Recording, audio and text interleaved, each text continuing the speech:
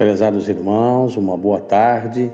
Este é um momento de recolhimento, de prece no lar de Fabiano de Cristo, em que alimentamos o Espírito e fazemos uma profunda reflexão a respeito dos nossos objetivos espirituais e do nosso arbítrio em direção ao mundo de regeneração. O assunto de hoje é o orgulho e a humildade. Que a paz do Senhor seja convosco, meus queridos amigos. Aqui venho para encorajar-vos a seguir o bom caminho. Aos pobres espíritos que habitaram outrora a terra, conferiu Deus a missão de vos esclarecer. Bendito seja Ele pela graça que nos concede, a de podermos auxiliar o vosso aperfeiçoamento. Que o Espírito Santo me ilumine e ajude a tornar compreensível a minha palavra, outorgando-me o favor de pô-la ao alcance de todos. Ó vós encarnados, que vos achais em prova e buscais a luz, que a vontade de Deus venha em meu auxílio para fazê-la brilhar aos vossos olhos. A humildade é virtude muito esquecida entre vós. Bem pouco seguidos são os exemplos que dela se vos tem dado. Entretanto, sem humildade, podeis ser caridosos com o vosso próximo?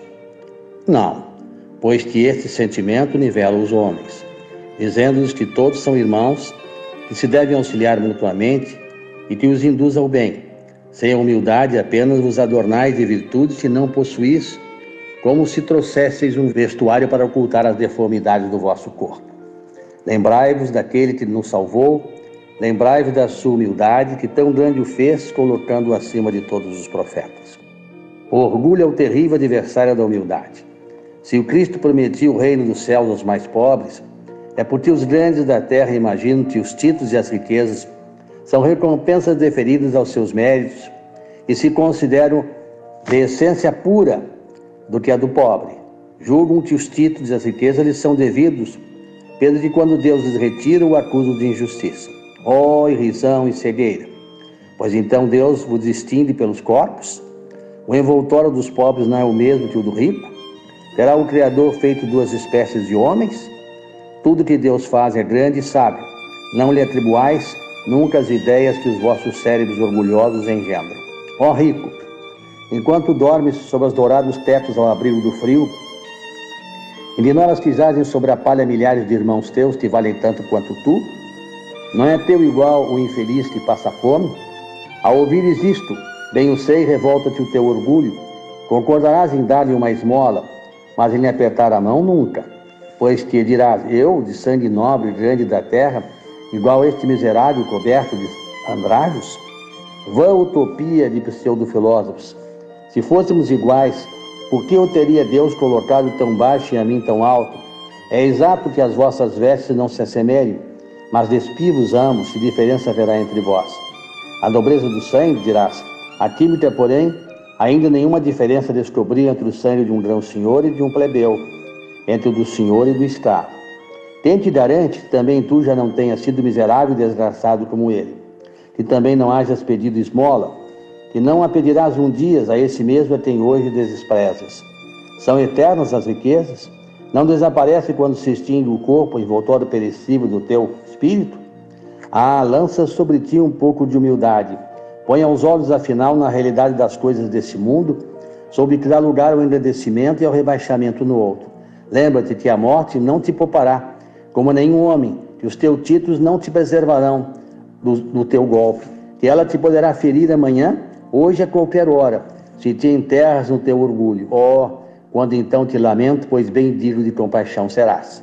Orgulhosos, que eres antes de seres nobres e poderosos, talvez estivesses abaixo do último dos vossos criados. Curvai, portanto, as vossas fontes altineiras, que Deus pode fazer se abaixem junto no momento em que as mais são elevadas. Na balança divina, são iguais todos os homens. Só as virtudes os distinguem aos olhos de Deus. São da mesma essência todos os espíritos e formados de igual massa todos os corpos. Em nada os modificam os vossos títulos e os vossos nomes. Eles permanecerão no túmulo e de modo nenhum contribuirão para que gozeis da ventura dos eleitos. Esses na caridade e na humildade é que têm seu título de nobreza. Pobre criatura, és mãe, teus filhos sofrem, sentem frio, têm fome, e tu vais curvada ao peso de tua cruz humilhar-te, para lhe concederes um pedaço de pão. Inclina-me diante de ti, quão nobre e santa és e quão grande aos meus olhos. Espere e ora, a felicidade não é deste mundo. Aos pobres oprimidos que nele confiam, concede Deus o reino dos céus. E tu, donzela, pobre criança lançada ao trabalho e às privações, por que esses tristes pensamentos? Por que choras? Dirige a Deus piedoso e sereno o teu olhar. Ele dá alimento aos passarinhos. Tem-lhe confiança, Ele não te abandonará. O ruído das festas, dos prazeres do mundo faz-te bater-te o coração. Também desejarás adornar de flores os teus cabelos e misturar-te com os venturosos da terra. Dizes de ti para contigo que, como essas mulheres que vês passar despreocupadas e risonhas, também poderias ser rica. Cala-te, criança. Se soubesses quantas lágrimas e dores inomináveis se ocultam sob esses vestidos recamados, quantos soluços são abafados pelo som dessa orquestra rumorosa, preferirias o teu humilde retiro e a tua nobreza. Conserva-te para os olhos de Deus, se não queres que o teu anjo guardião para o teu seio volte, cobrindo o semblante com as suas brancas asas e deixando com teus remorsos, sem dia, sem amparo, nesse mundo onde ficarias perdida e aguardar a punição no outro. Todos vós que dos homens sofreis injustiça, sede indulgentes para as faltas dos vossos irmãos, ponderando que também vós não vos assais isentos de culpa. É isto caridade, mas é igualmente humildade. Se sofreis pelas calúnias, abaixai a cabeça sobre esta prova. E vos importam as calúnias do mundo, se é puro o vosso proceder. Não pode Deus vô-las compensar? Suportar com coragem as humilhações dos homens é ser humilde e reconhecer que somente Deus é grande e poderoso. Meu Deus, será preciso que o Cristo volte segunda vez à terra para ensinar aos homens as suas leis? Terá que de novo expulsar do templo os vendedores que conspurcam a tua casa, que é unicamente a da oração? E quem sabe, homens, se não renegareis como outrora, caso Deus vos concedesse essa graça. Chamar-lhe-eis blasfemador, porque abateria o orgulho dos modernos fariseus. É bem possível que o fizesse perlustrar novamente o caminho do Gólgota. Quando Moisés subiu ao monte Sinai para receber os mandamentos de Deus, o povo de Israel, entregue a si mesmo, abandonou o Deus verdadeiro. Homens e mulheres deram ouro e as joias que possuíram para se construísse um ídolo que entraram a adorar. Vós outros, homens civilizados, os imitais. O Cristo vos legou a sua doutrina. Deu-vos o exemplo de todas as virtudes, e tudo abandonastes os exemplos e preceitos. Concorrendo para isso com as vossas paixões, fizestes um Deus a vosso jeito. Segundo uns, terrível e sanguinário. Segundo outros, aliado dos interesses do mundo. O Deus que fabricastes é ainda o bezerro de ouro, cada um adapta aos seus gostos e suas ideias. Despertais, meus irmãos e meus amigos, que a voz dos Espíritos ecoe nos vossos corações, sede generosos e caridosos, sem ostentação, fazei o bem com humildade, que cada um proceda pouco a pouco à demolição dos altares que ergueram ao orgulho. Numa palavra, sede verdadeiros cristãos e tereis o reino da verdade. Não continueis a duvidar da bondade de Deus quando ela vos dá tantas provas. Devemos preparar o Senhor para dar uma manifestação mais retumbante de sua clemência, que o enviado celeste já vos encontre formando uma grande família, e que os vossos corações, mansos e humildes, sejam iludidos de ouvir a palavra divina que ele vem trazer. Que ao eleito somente se depare em seu caminho as palmas que aí tenhais, deposto volvendo ao bem, a caridade e a fraternidade.